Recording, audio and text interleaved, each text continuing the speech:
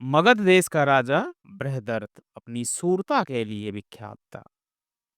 उसके अधीन 3 अक्षौहिणी सेना थी। उचित समय पर यशस्वी राजा बृहदर्थ ने काशीराज की जुड़वा बेटियों से ब्याह किया। राजा बृहदर्थ ने अपनी पत्नियों को वचन दिया था कि वह दोनों में से किसी के साथ कोई पक्षपात नहीं करेगा। विवाह के बहुत दिन बीत जाने पर भी राजा बृहदर्थ के कोई संतान नहीं हुई। वृद्धावस्था आ जाने और संतान की ओर से निराशा हो जाने पर राजा बृहदर्थ अपने मंत्रियों के हाथ में राज्य का कार्यभार सौंप कर अपनी दोनों पत्नियों को लेकर वन में तपस्या करने चले गए। एक दिन वन में महर्षि गौतम के वंशज चंडकौशक मुनि से उनकी भेंट हुई। राजा बृहदर्थ ने मुनिवर का विधिवत आदर सत्कार किया और उनको अपनी व्यथा सुनाई। मुनि चंडकौशिक को राजा के हाल पर दया आई। उन्होंने राजा से पूछा, आप मुझसे क्या चाहते हैं? बृहदर्थ ने करुण स्वर में कहा, मुनिवर, मैं बड़ा ही अभागा हूँ, पुत्र भाग से वंचित हूँ। राज्य छोड़कर वन में तपस्या करने आया हूँ। इस हालत में मैं आपसे और क्या मांग सकता हूँ? राजा की बातों से चंडकौशिक का मन पिघल गया। वह उसी क्षण एक आम के पेड़ के नीचे आसन जमा कर बैठ गए और ध्यान में लीन हो गए। इतने में एक पका हुआ आम उनकी गोद में गिरा। महर्षि ने उसे लेकर राजा को देते हुए कहा, राजन, यह लो, इससे तुम्हारा दुख दूर हो जाएगा। राजा ने उस फल के 2 टुकड़े किए और दोनों पत्नियों को एक-एक टुकड़ा खिला दिया। फल खाने के बाद दोनों पत्नियों के गर्भ रह गया। राजा बृहदत्त बड़े प्रमुदित हुए। राजा महिषियां तो आनंद के मारे फूली न समाई। पर जब बच्चे पैदा हुए तो रानियों पर वज्र गिरा, क्योंकि वे बच्चे पूरे नहीं थे बल्कि आधे थे। एक एक बच्चे के केवल एक हाथ, एक पैर, एक आंख, एक कान तथा मुंह का आधा हिस्सा ही था। उनको देखने पर मन में एक साथ भय और घृणा होती थी, परंतु दोनों टुकड़ों में जान थी और वे हरकत भी करते थे। इन मनहूस मांस के पिंडों को देखकर रानियां बड़ी ही व्याकुल हो उठी और दाइयों को आज्ञा दी कि इन टुकड़ों को कपड़ों में लपेट कर कहीं दूर फेंक आए। आज्ञा पाकर दाइयां उन टुकड़ों को उठाकर कूड़े करकट के ढेर में। इतने में नर मांस खाने वाले एक राक्षसी, जिसका नाम जरा था, मांस की तलाश में भटकती हुई उसी जगह पर आ पहुंची जहां बच्चों के हुए टुकड़े थे। टुकड़े देखे तो राक्षसी ने उनको खाने के लिए एक साथ हाथ में उठाया। उसका उठाना था कि दोनों टुकड़े आपस में जुड़ गए और एक सुंदर बच्चा बन गए। राक्षसी ने जब यह चमत्कार देखा तो सोचा कि इस बच्चे को मारना ठीक ना होगा। यह सोचकर वह एक सुंदर युवती के रूप में राजा बृहदर्थ के पास गई और बच्चा उसे दिया गया। ये आप ही का बच्चा है। बच्चा पाकर बृहदर्थ के आनंद की सीमा न रही। उन्होंने रनिवास में जाकर रानियों के हाथ में बच्चा दिया और राज्य भर में पुत्र प्राप्ति के उपलक्ष्य में बड़ा आनंद। मुनि चंडकौशिक के वरदान के कारण जरासंध शरीर का इतना हट्टा कुट्टा और बली हुआ कि कोई उसका मुकाबला नहीं कर सकता था। जब युधिष्ठिर राजसूय करना चाहते थे, उससे पहले मगध एक समस्या था, क्योंकि जरासंध ने युधिष्ठिर की अधीनता को स्वीकार नहीं किया था। फलतः कृष्ण, भीम, अर्जुन तीनों भेष बदलकर अतिथि के रूप में मगध पहुंचे। मगध की धरती उपजाऊ थी। जरासंध द्वारा शासित इस प्रदेश को गंगा के अलावा और भी कई नदियां सींचती थी। इस कारण वहां नौकायान की सुविधा थी। उपजाऊ धरती और जगह जगह पर गर्म पानी के स्रोत होने के कारण आसपास और दूर दूर से अनेक लोग इस ओर आने के लिए आकर्षित होते थे। इनकी राजधानी एक हरी भरी पहाड़ी गिरिव्रज के इर्द गिर्द विस्तृत क्षेत्र में बसी हुई थी। गिरिव्रज का शिखर इसके दुर्ग के लिए श्रेष्ठ स्थान था। जरासंध के पिता राजा बृहदर्थ खूब हंसमुख स्वभाव के राजा थे। उनके शासनकाल में मगध सुखी था और उनके पड़ोसी राज्यों मिथिला और काशी से उनके अच्छे संबंध थे। जरासंध ने शासन संभाला तो अपना निवास नगर प्रासाद के बजाय शिखर स्थित दुर्ग को बनाया। सत्ता में आने पर जरासंध के मन में दो महत्वाकांक्षाएं थी। एक, मृत्यु पर विजय प्राप्त करना और दूसरी, पूरे संसार का स्वामी बनना। पहली महत्वाकांक्षा पूरी करने के लिए वह अखाड़े का मल्ल बना, अपराजेय बनने की साधना की। मल्ल विद्या की साधना करने वाले उन लोगों के संपर्क में आया जो कट्टर निष्ठा के साथ यह साधना करते थे। जरासंध को भी लगा कि अमरता का मार्ग यही है। जरासंध ने उन्हें गिरिवर्ज में बुलाया, बसाया और सब प्रकार की सुविधाएं सुलभ कराई। मल्ल विद्या, यह बाहु विद्या को उसने मगध की एक विशिष्ट परंपरा का सम्माननीय दर्जा दिया। मल्ल पुरोहित बन गए। जरासंध को उन्होंने अपना आचार्य मान लिया और भगवान रुद्र उनके इष्ट हो गए। मुष्टंडे मल्लों की अपनी ही एक अलग दुनिया हो गई। वे जरासंध की आज्ञा के अधीन थे। उनका काम था अखाड़ों में पहलवानी करना, परस्पर ललकारना, पछाड़ना, नागरिकों को डराना, धमकाना और सामान्य जन को परेशान करना। जरासंध की आज्ञा में बंधे ये मल्ल गुप्तचर का भी काम करते थे। जो राजाज्ञा का उल्लंघन करता था, विरोध करता था, ये मल्ल उसकी सूचना तत्काल राजा को पहुंचाते थे, उसे दंड देते और कभी-कभी तो राजा स्वयं मुष्टि प्रहार से ऐसे व्यक्ति का मस्तक चूर-चूर कर डालता। मल्लगढ़ अपने अपने परिवारों के साथ यूं तो पहाड़ी की तलहटी में रहा करते थे, किंतु प्रत्येक को सप्ताह में 3 दिन दुर्ग में रहकर राजा की सेवा करना अनिवार्य था। जब वे नगर में रहते तब उनका कर्तव्य यह होता कि क्षत्रिय योद्धाओं पर नजर रखें और व्यापारियों से धन प्राप्त करें। उनके विरुद्ध जरासंध कोई शिकायत नहीं सुनता था। जरासंध का परिवार नगर प्रासाद में ही रहता था, लेकिन उसके पुत्र सहदेव और पौत्र सोमक, मार्जारी और मेघसंध को प्रतिदिन प्रातःकाल राजा की सेवा में उपस्थित रहना पड़ता था। जब कभी जरासंध का मन होता तो वह अपनी किसी पत्नी को दुर्ग में रहने के लिए बुलवाता। जिस रानी को दुर्ग में रहने का बुलावा आता, उसकी यही वो इच्छा होती थी कि वहां जाने के बजाय वो आत्महत्या ही कर ले। मल्ल लोग उससे पालकी में बिठाकर धूमधाम से दुर्ग में ले जाते। जरासंध जब उससे ऊब जाता तो बिना किसी शोर शराबे के उसे वापस पालकी से भिजवा देता। दुनिया भर का स्वामी बनने की अपनी दूसरी महत्वाकांक्षा पूरी करने के लिए जरासंध अपने सैनिकों को लेकर आसपास के राजाओं पर चढ़ाई करता, उन्हें लूटता और बंदी बनाकर दास बना लेता। उसने संकल्प किया था कि वह 100 राजाओं के सिर भगवान रुद्र को चढ़ाएगा। इसलिए वह जिस राजा पर विजय प्राप्त करता, उसे पकड़कर दुर्ग में कैद कर लेता था। अपनी शक्ति बढ़ाने के लिए उसने चेदी के शिशुपाल, कारुस के दंतावक्त्र तथा सौब के सालों राजा से मैत्री संधि कर ली थी। मथुरा के राजा कंस के साथ उसने अपनी पुत्री का भी विवाह करके उसने आर्यावर्त के इस महत्वपूर्ण प्रदेश में भी अपने प्रभाव का विस्तार कर लिया था। कंस भी महत्वाकांक्षी था। क्या पता जरासंध के साम्राज्य का कुछ अंश उसे भी मिल जाए। इसी उम्मीद से जरासंध के प्रति उसकी पूरी निष्ठा रही थी। जब कृष्ण ने कंस का वध किया तो जरासंध को पहला झटका लगा। जरासंध विष के इस खूंट को कभी नहीं भूल सका। उसने यादवों और उनके रक्षक कृष्ण तथा बलराम से बदला लेने की ठानी। जरासंध ने मथुरा पर चढ़ाई की तो उसे पता चला कि दोनों भाई वहां से भाग गए। इसलिए उनसे बदला लेने की उसकी इच्छा उसके मन में रह गई। थोड़ा समय बीता तो कृष्ण और बलराम वापस मथुरा आए। जरासंध ने भी मथुरा पर पुनः चढ़ाई की, लेकिन जब वह वहां पहुंचा तो उसने फिर वहीं पाया कि कृष्ण बलराम जा चुके हैं। और इस बार अकेले नहीं गए हैं, बल्कि समस्त यादव भी अपने रथ, घोड़े, गाय, धन धान्य और समूची चल संपत्ति लेकर उनके साथ सौराष्ट्र की ओर जा चुके थे। पीछे वीरान पड़ी मथुरा को आग लगाकर ही उसने संतोष किया। जब मथुरा जल रही थी जब मथुरा जल रही थी तब भगवान रुद्र ने जरासंध की शक्ति से प्रसन्न होकर उसे दर्शन दिया। जरासंध ने शंकर जी से पूछा कि वह चक्रवर्ती राजा कब बनेगा।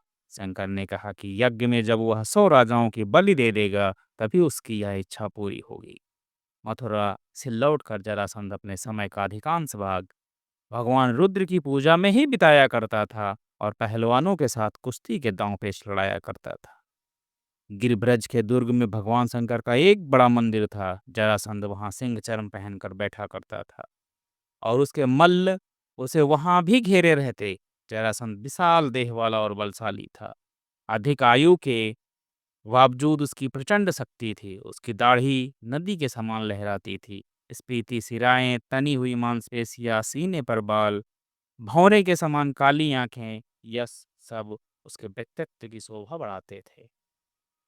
उस समय उसे बहुत क्रोध आया हुआ था। उसका सबसे छोटा पौत्र मेघसंद उसके सामने खड़ा था। कौन जाने दादा कब भभक उठे। गिरव्रज की रक्षा का भार मेघसंद पर था।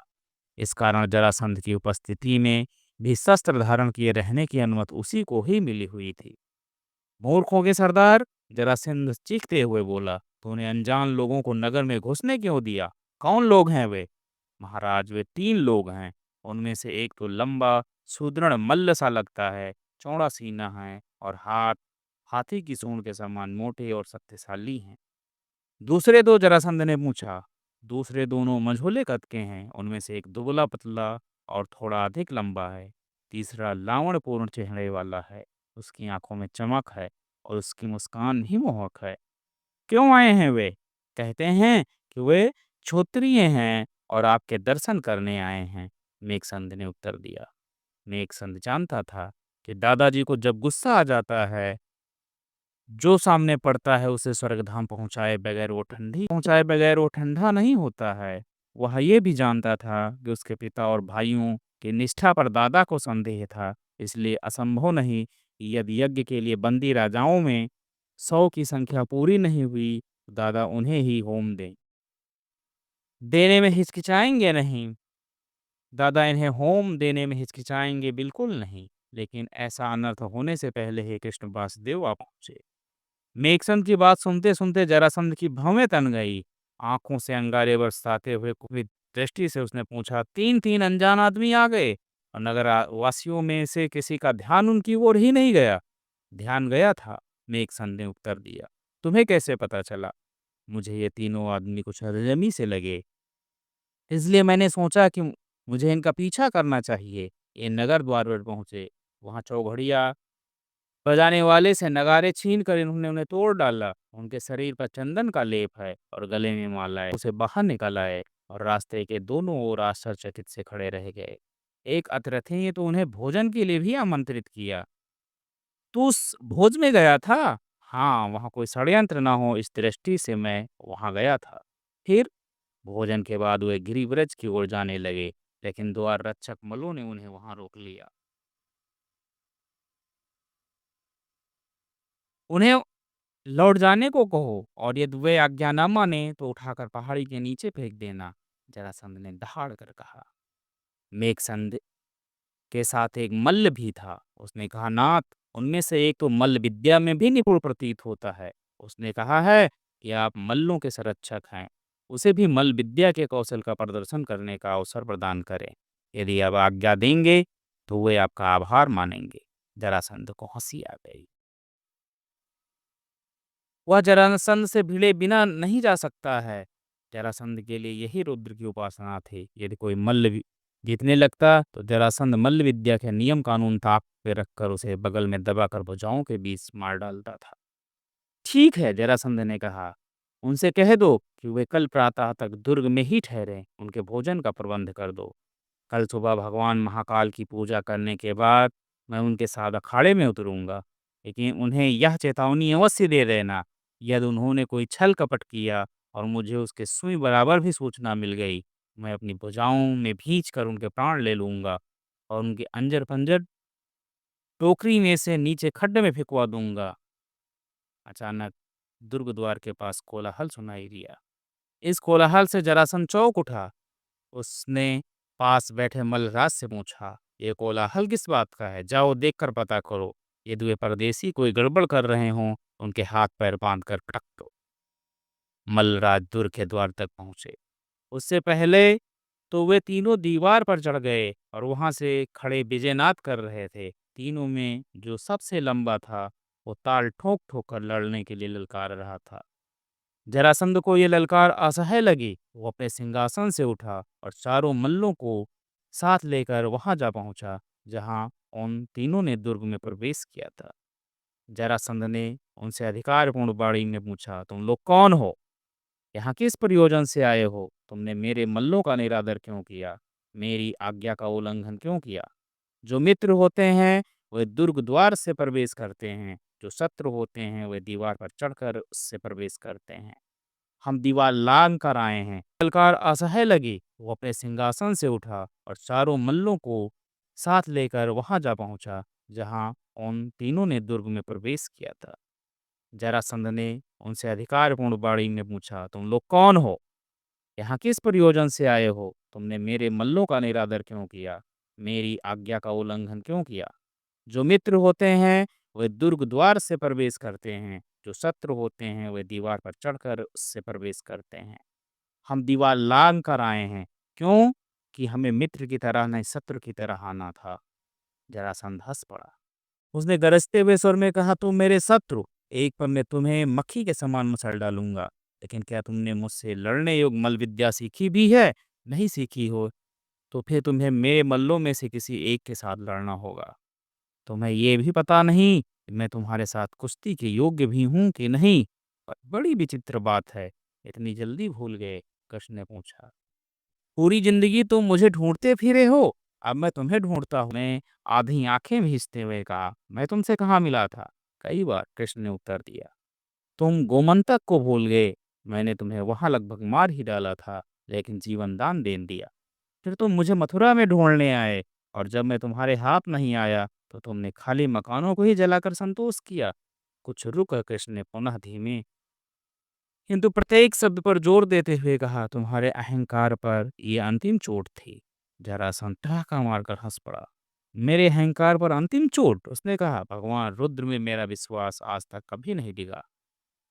मल्लो ने इन परदेशियों पर टूट पड़ने की गरज से आज्ञा मांगी, लेकिन जरासंध ने उन्हें रोक दिया। वो अपने ढंग से ही बदला लेना चाहता था। और क्या तुम कुंडिनपुर को भी भूल गए, जहाँ विदर्भ के राजा दमघोष ने मेरा सम्मान किया था? कृष्ण ने पुनः कहा। फिर हम कामपिल्ले में पांचाली के स्वयंवर के समय मिले थे। मेरा परामर्श मानकर जब तुम राजसभा से उठकर चले गए, तभी तुम वहां अपमान से बचे। जरासंध दाढ़ी पर हाथ फेरते हुए सोचने लगा। उस घटना को वो भूला नहीं था। बोला, वह पुरानी बात है और तू झूठ बोलता है। मैं तो अपनी इच्छा से कांपिल छोड़कर आया था। पल भर को जरासंध के मन में आया कि मल्लों के हाथ कृष्ण के टुकड़े टुकड़े करा दे, लेकिन ऐसा नहीं किया। इससे तो उसकी प्रतिष्ठा और घटती है। वो पहले ही उनके सामने अपमानित हो चुका था, इसलिए अब अच्छा ही था तो उनके सामने ही वासुदेव को वह स्वयं अपमानित करे, फिर दूसरा काम करे। हाँ, याद आया, जरासंध ने कहा और तिरस्कार भाव से हंसा। तो तू गाय चराने वाला ग्वाला है? हाँ, क्षत्रियों के समान सामने आकर लड़ने की बजाय ये मथुरा छोड़कर भाग गया था। ऐसे कायर के साथ मैं युद्ध कैसे करूं? पर अब जो तू यहाँ मिल ही गया है तो तुझे जीवित नहीं जाने दूंगा। यह कहकर उसने दांत के खिटाए। कृष्ण हंसे और उससे बोले, समय आएगा कि तुम मेरे हाथों से बच नहीं पाओगे। पांचाली के स्वयंवर के समय मैंने तुम्हारी रक्षा कर दी थी। कृष्ण हंसे और उससे बोले, समय आएगा तब तुम मेरे हाथों से बच नहीं पाओगे। पांचाली के स्वयंवर के समय मैंने तुम्हारी रक्षा कर दी थी। आज भी मैं तुम्हारा उद्धार ही करने आया हूँ। शायद यह अंतिम वार है। यह तुम ना यदि तुम नरमेध करना बंद कर दो, इतना दंभ मत कर ग्वाले। तू मुझे ज्ञान सिखाने वाला कौन है? मुझे क्षमा करने वाला भी तू कौन है? जरासंध ने पूछा। मैं तुम्हें ये सब समझाने को ही आया हूँ, कृष्ण ने धैर्य के साथ कहा। कृष्ण जितना ही शांत चित्त से बोल रहे थे, जरासंध उतना ही अशांत होता जा रहा था। कृष्ण ने आगे कहा, तुमने 98 राजाओं को कारागार में डाल रखा है। 100 राजा होने पर तुम मैं शंकर की भेंट चढ़ाओगे। इसके लिए तुम सूर्य के मकर राशि में जाने की प्रतीक्षा कर रहे हो। मैं तुम्हें यही कहने के लिए आया हूँ कि तुम ऐसी राक्षसी कृत मत करो। मैं तुम्हें ये करने नहीं दूंगा। यह सुनकर मल्ल फिर कृष्ण की ओर लगे, किंतु जरासंध ने उन्हें रोक दिया और कहा, ये लोग अतिथि हैं। भगवान रुद्र के सामने हम इनसे द्वंद्व करेंगे। कोई गड़बड़ ना करे तो इन्हें मारना नहीं है। जरासंध को लग रहा था कि इस ग्वाले ने जिस तरह उसका अपमान किया है, उससे इन मल्लों के मन में किसी कोने में आनंद आया है। इसलिए उसने आवाज को थोड़ा ऊंचा उठाते हुए कहा, ठहर जा थोड़ा, अभी तेरी खबर लेता हूँ। तो मुझसे अब छूट कर जा नहीं सकता। कृष्ण बोले, आप जैसा आदेश थे वैसा ही सही, मैं हर तरह तैयार हूँ। अच्छा, पहले इस युवक को देखूं, यह कौन है? जरासंध ने अर्जुन की ओर इंगित करते हुए पूछा। तू भी मुझसे कुश्ती लड़ेगा क्या? लेकिन कान छिदवाकर बालियां पहनने वाले से मैं नहीं लड़ सकता। तेरी बारी आएगी, तब तुझे भी निपटा दिया जाएगा। फिर जरासंध भीम की ओर मुड़ा। तू कौन? मैं हूँ पांडुपुत्र भीम, इंद्रप्रस्थ के सम्राट युधिष्ठिर का छोटा भाई। तुम मल्ल विद्या की पवित्रता में विश्वास करते हो, मैं भी करता हूँ। मैं तुमसे द्वंद्व युद्ध करना चाहता हूँ, तुम्हारा अहंकार चूर चूर कर देना चाहता हूँ। वो तो इतना घमंड। आओ मेघसंध, तुम्हारी खबर ले लेगा। कल सुबह मिलना और मरने को तैयार रहना। देखें मरने की तैयारी कौन करता है, भीम बोला। जरासंध ने घृणा से उनकी ओर पीठ फेर ली, अपने महल की ओर चल दिया। हृदय में सूल उठता रहा। इस ग्वाले ने उसके हृदय का बहुत पुराना घाव को रोक दिया था। भीतर से बहुत पीड़ा हो रही थी। गिरिव्रज के निवासियों को आकर्षित करने के लिए जरासंध ने नगर में वह ढिंढोरा पिटवाया। मल्ल विद्या संप्रदाय के अधिष्ठाता, मगध के अधिपति राजाओं का गर्व चूर करने वाले सम्राट जरासंध कल सवेरे पांडुपुत्र भीमसेन के विरुद्ध बाहु युद्ध में उतरेंगे। भीमसेन भीमसेन के साथ उसका भाई अर्जुन आया है और ग्वाला कृष्णदेव भी आया है। इस घोषणा का नगर दूर दूर तक प्रभाव पड़ा। पहले कभी ऐसा निमंत्रण लोगों को नहीं मिला था। जरासंध जो कुछ कहता था या करता था, उसकी पहले कोई चर्चा भी नहीं करता था। किसी को बोलने का साहस भी नहीं होता था। यदि कोई बोलता तो मल्ल उसका कचूमर निकाल देते थे। मल्लू के विरुद्ध जरासंध कुछ भी नहीं सुनना चाहता था। लेकिन अब ढिंढोरा पिटवाकर जरासंध ने स्वयं मुसीबत मोल ली थी। द्वंद्व देखने का निमंत्रण दिया था तो चर्चा भी होनी थी। अब लोगों को बोलने से कोई कैसे रोक सकता था? लोगों ने यादवपत कृष्ण का नाम सुन रखा था, जिसने सम्राट के दामाद मथुरा नरेश कंस का वध किया था। लोग उसे देखने को उत्सुक थे। अगले दिन क्या होगा, युवकों में यह जानने का कुतूहल था।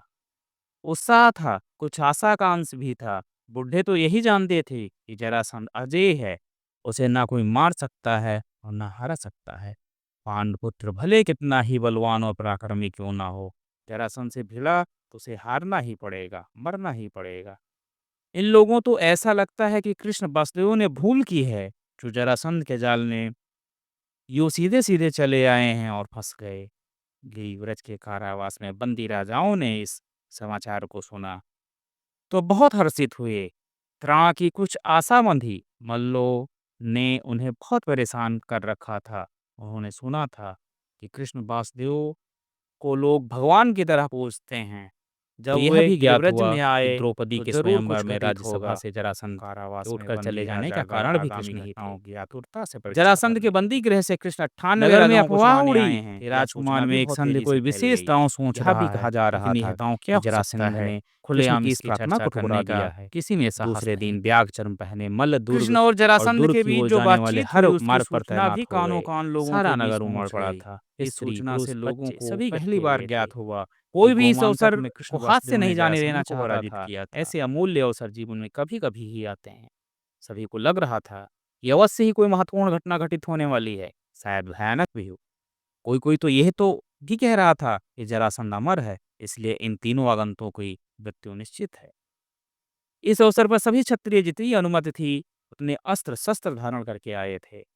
बाहु युद्ध का अखाड़ा भगवान रुद्र के मंदिर के सामने था। अखाड़े के चारों ओर का मैदान मानो मेदनी से ठसाठस भर गया था। जब कृष्ण और अर्जुन के बीच चलते हुए भीमसेन ने वहां प्रवेश किया तो उपस्थित सभी लोगों ने उन्हें आदर और उत्सुकता से देखा। भीम को पहचानना कठिन नहीं था। वह ऊंचा, कदावर और हष्ट पृष्ठ था। उसकी मांसपेशियां तनी हुई थी। कृष्ण वासुदेव भी तुरंत पहचान में आ गए, क्योंकि वे कोमल कमनीय थे। उनके होठों पर सदैव ताजे फूलों की सी मुस्कान अंकित रहती थी। तीसरा व्यक्ति अर्जुन ही होना चाहिए, जिसने स्वयंवर में द्रौपदी का वर्ण किया था। वह सुंदर और तेजस्वी है। जिस स्वयंवर से उनके सम्राट को कृष्ण के परामर्श से उठ जाना पड़ा था, उसी स्वयंवर में द्रौपदी ने अर्जुन के गले में वरमाला डाली थी। निश्चय ही यह वही अर्जुन है। सम्राट के आगमन की घोषणा हुई। सम्राट के साथ वृद्ध राजपुरोहित भी थे। वे इन तीनों आगंतुकों की तरफ करुण भाव से देख रहे थे, सोच रहे थे कि अज्ञानवश बेचारे यमराज की गोद में ढकेले जा रहे हैं।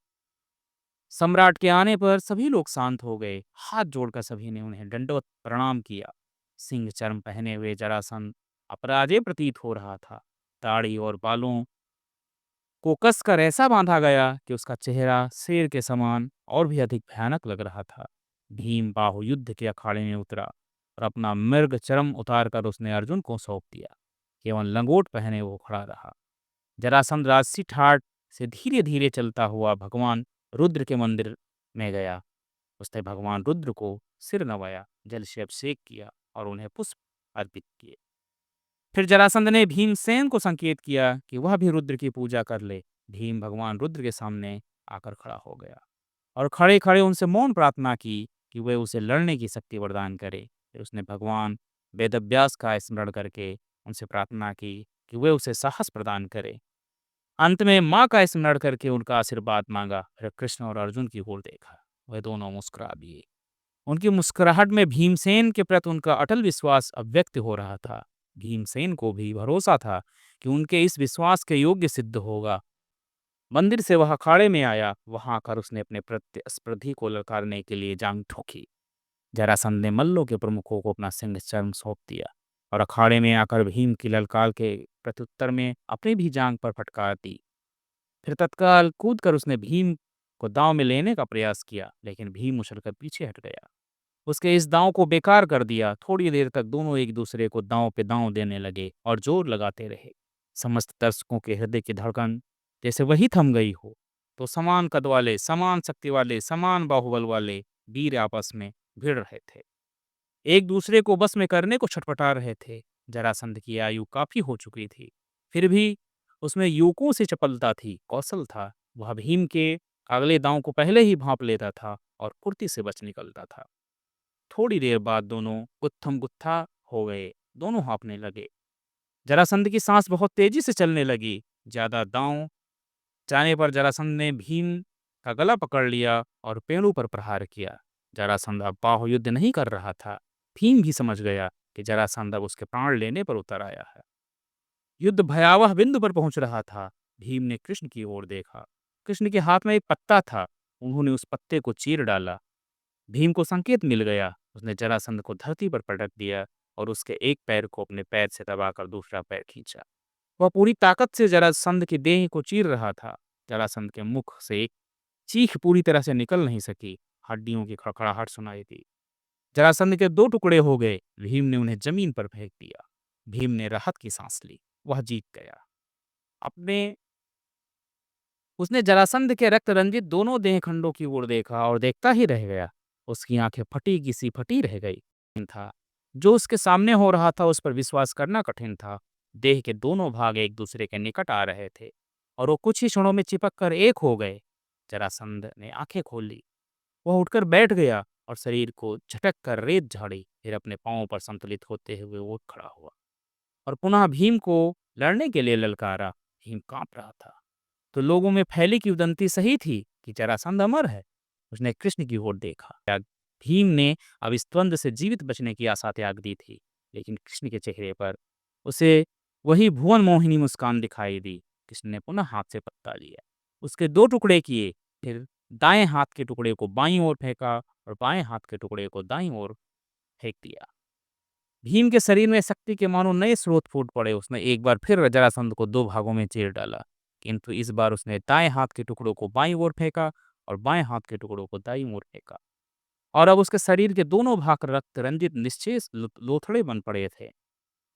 भीम थोड़ी देर तक तो उन दोनों टुकड़ों की ओर देखता हुआ खड़ा रहा। फिर जब उसे विश्वास हो गया कि दोनों अभी तक एक दूसरे से अलग पड़े हैं, तो उसने निश्चिंतता की सांस ली। भगवान रुद्र का प्रिय जरासंध अब सचमुच मृत्यु को प्राप्त हो चुका है। भीम अखाड़े से बाहर निकल आया। कृष्ण ने आगे बढ़कर भीम को बाहों में भर लिया। भीम इतना थक गया कि वह वहीं बैठ गया। समूचे जनसमूह में एक बार तो सन्नाटा छा गया। लोगों में भगदड़ मच गई। बच्चे रोने लगे और माँओं से चिपक गए। स्त्रियां भी डर गईं। अनेक लोग तो दरवाजे की ओर भाग खड़े हुए। मल्लों को विश्वास था कि जरासंध की कभी मृत्यु नहीं होगी, लेकिन जब उन्होंने अपनी आंखों से उसे मरते हुए देख लिया, तो उनके भी पांव उखड़ गए। उन्हें भय हुआ कि अब नागरिक ही उन पर टूट पड़ेंगे। मेघ शक्ति को संकेत मिलते ही क्षत्रियों ने तलवारें निकाल ली और मल्लों को घेर लिया। लोगों ने ये देखकर राहत की सांस ली कि भयानक सम्राट मर चुका